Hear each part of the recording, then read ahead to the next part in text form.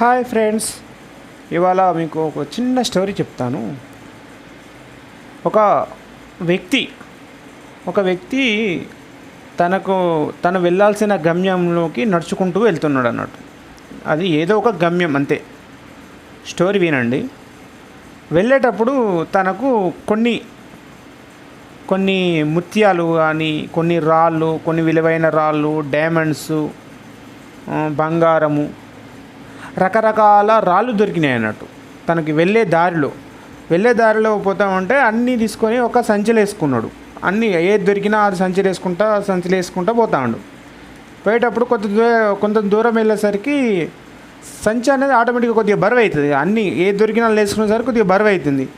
అట్లా అని ఇక పోయే దారిలో ఒక చెట్టు కింద కూర్చొని బరువు అయింది కదా అని ఆ సంచిలోకి వెళ్ళి కొన్ని తీసేద్దామని ప్లాన్ చేస్తాడు అన్నట్టు.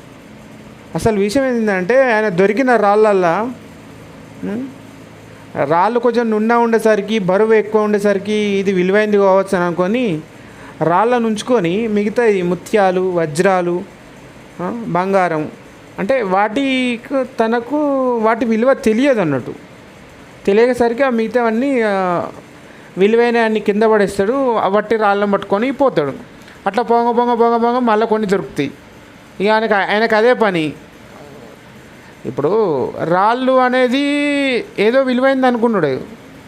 అసలు విషయం ఏంటంటే, మరి రాయి విలువైందా కాలేదనేది తెలుసుకునే జ్ఞానం కూడా అతనికి లేదు.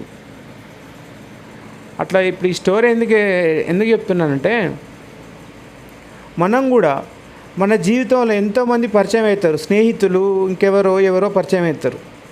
మనం కూడా ఏం చేస్తామంటే, అటువంటి రాళ్ళను పట్టుకొని మనం ముంగడికి పోతాం తప్పించి మంచి స్నేహితులను, ముత్యాలు లాంటి స్నేహితులను, వజ్రాలు లాంటి స్నేహితులను, బంగారం లాంటి సోపదిగాలను అంతా మనం మిస్ చేసుకొని ముంగడికి పోతాం.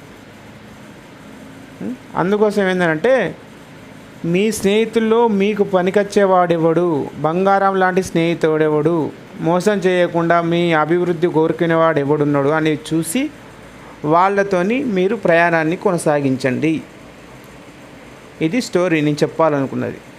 అందుకే మన వేమన శతకములు ఉన్నది కదా ఒకటి, తలుకు బెలుకు రాళ్ళు తట్టెడేలా నిక్కమైన మంచి నీలం ఒకటి చాలదా సదా వీరామ వినురవేమ అని అన్నాడు. అంటే ఎప్పుడో చిన్నప్పుడు చదువుకున్నది. అంటే మనం కూడా మన జీవితంలో మనకు కావలసిన నిజమైన ఫ్రెండ్స్ను మనం వదిలేసి వెళ్ళిపోతూ ఉంటాం అన్నట్టు. అట్టి పనికిరాని సోపతిగాలను, పనికిన రాళ్ళ చెప్పినా కదా, రాళ్ళ లెక్క ఉండే సోపతిగాలను